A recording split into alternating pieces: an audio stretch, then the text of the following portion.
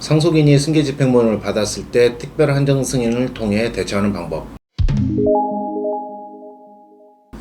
안녕하십니까. 저는 한국에서 10여 년간 상속 및 상속증여세 전문 변호사로 활동하고 있는 이유리 변호사입니다.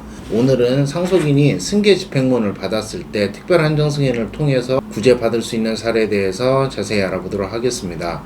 먼저 특별 한정 승인이 뭐냐면, 한정 승인이나 상속 포기 같은 경우에는 상속 개시일로부터 3개월, 즉 망인 사망일로부터 보통 3개월 내에 신청을 하고 그리고 수리를 받습니다. 즉 3개월이 지나가면은 한정승인이나 상속 포기를 할 수 있는 기회를 잃어버리는 것이나 마찬가지인데요. 그래서 특별 한정승인 제도가 도입이 되었는데, 이렇게 특별 한정승인은 3개월 내에 한정승인이나 상속 포기를 하지 않은 경우, 근데 그 이유가 망인이 채무를 남겨둔 거 사실 자체를 이제 알지를 못했던 것입니다. 별다른 과실 없이.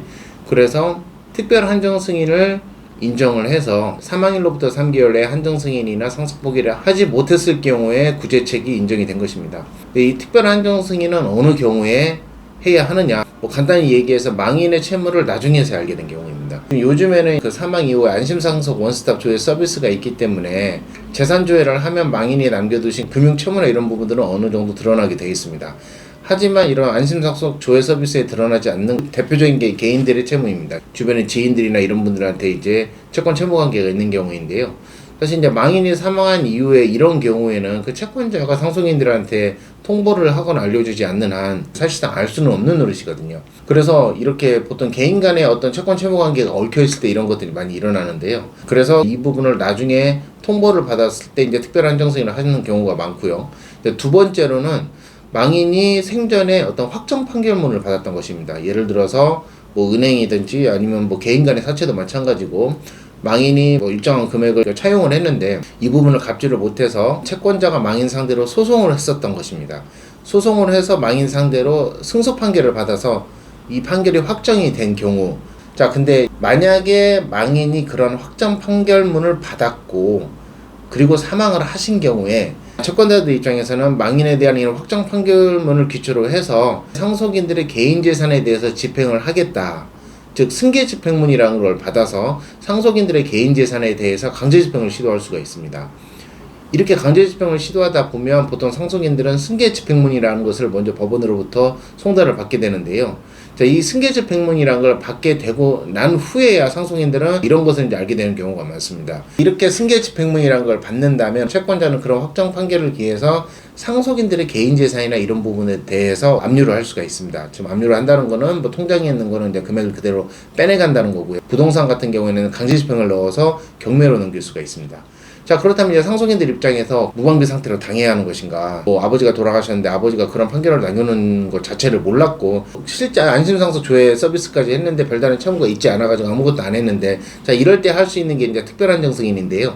일단은 예를 들어 사망 이후에 한 3년 뒤에 이런 승계집행문을 받았다면 일단 상속인 입장에서 가장 중요한 것은 그러한 채무가 있었는지, 즉 망인이 남겨두신 재산보다 채무가 크다는 것을 알지 못하는데 이제 중과실이 없었던 경우여야 하는데요. 쉽게 얘기한다면 내가 안심상속 조회 서비스도 했고 그래서 그런 것들을 통해서 망인이 남겨주신 재산이나 채무도 어느 정도 다 파악을 했었는데 그런 채무가 있었던 건 사실 전혀 알지 못했던 경우, 이런 경우에는 이게 상속인들의 잘못이라고 할 수가 없거든요. 그래서 승계집행문을 받으면 그 채무가 얼마인지 그때서야 이제 알게 된 것이고, 그 사실을 알 날로부터 3개월 내에 특별한정승인을 할 수가 있습니다. 그럼 특별한정승인이 받아들여지면 망인이 남겨두신 재산 범위 내에서만 이제 채무를 갖게 되는 것인데요. 그럼 특별한정승인을 받게 되면 그걸로 끝인 것이냐? 그게 아닙니다. 이 승계집행문 이의 신청을 하셔야 합니다. 이 승계집행문 이의 신청을 하면 지금 말씀드린 망인 재산의 범위 내에서만 강제집행을 하라는 주된 근거가 되는 게 바로 특별한정승인입니다. 그래서 특별한정승인이 받아들여지면 승계집행문 이의 신청을 해서 이의 신청이 받아들여지면 강제집행의 범위가 상속인들 개인 재산이 아니라 망인이 남겨두신 재산에만 한정이 되게 되는 것입니다. 쉽게 정리해서 이야기한다면 망인 사망 이후에 승계집행문을 받은 경우에 상속인들이 취해야 할 일은 특별한정승인을 해야 하는 것이고 승계집행문 이의 신청을 하셔야 하는 겁니다. 그렇다면 특별한정승인은 그 승계집행문을 이제 받은 날로부터 3개월 내에 하시면 되는 건데, 이제 문제는 뭐냐면 그 2달, 석 달 사이에 채권자가 상속인들 개인 재산에 강제집행을 바로 할 수 있다는 겁니다. 상속인들의 은행이나 이런 데 바로 압류를 해서 바로 돈을 인출을 해갈 수가 있는데, 문제는 그렇게 해서 돈을 인출을 해가면 그 상속인 입장에서는 한 석 달 뒤에 특별한정승인을 받았고 또 그때부터 승계집행부 이의신청을 해서 받아들여져야 그게 최종적으로 의미가 있는데, 이렇게 기간을 뭐 길게 두고 가버리면 뭐 4, 5개월, 5, 6개월이 걸릴 수가 있습니다. 특별한정승인 수리가 되고 그 다음에 승계집행부 이의신청까지 받아들여지는 거. 그래서 상속인들이 주의하셔야 할 점은, 이렇게 해서 돈을 가져가면 물론 가져간 채권자 상대로 그 돈을 다시 돌려달라 이런 부당이득 소송이나 뭔가를 통해 가지고 돈을 다시 받아낼 수는 있겠습니다만은, 그런 소송을 하는 것 자체도 또 비용이고요. 주의하셔야 할 점은 승계집행본을 받았을 때 신속하게 특별한정승인을 하셔야 한다는 것이고, 특별한정승인이 수리될 때까지 기다리고 이의신청을 하는 것이 아니라 동시에 들어가는 겁니다. 이거를 시간을 최대한 아끼기 위해서요. 그래서 하나 또 주의할 점은, 그렇게 아무리 빨리 한다고 하더라도 시간이 최소 뭐 서울 기준으로 해가지고는 3개월 이상이 걸립니다. 그럼 3개월이면 사실 넉넉한 기간이거든요. 채권자들이 어떤 조치를 하기에는. 물론 조치를 한다고 하더라도 나중에 다 그걸 받아올 수 있긴 하지만 그 절차나 또 비용도 들어가고 이런 부분들 때문에, 그래서 뭔가 이런 거 하는 거를 지금이라도 막아둬야겠다. 그렇게 된다면 사전 처분을 하시면 됩니다. 사전 처분이라는 게 뭐냐면, 이 승계집행부 이의 신청을 하고 야, 강제집행을 내 재산에 대해서는 하지 말라. 강제집행 정지라는 거를 통해 가지고 재산의 압류나 이런 거는 당장에 들어오지 못하도록, 언제까지? 승계집행부 이의 신청이 받아들여질 때까지. 그러면 이의 신청이 받아들여지려면 뭘 해야 하느냐? 특별한정승인을 받아야 하고, 그 기간 동안 사전적으로 내 재산에 대해서 집행을 하지 말아달라. 이런 뭐 보존 조치를 해둘 수도 있겠습니다만은, 사실 이런 강제집행 정지 이런 걸 하려면 일정 금액을 공탁을 해야 합니다.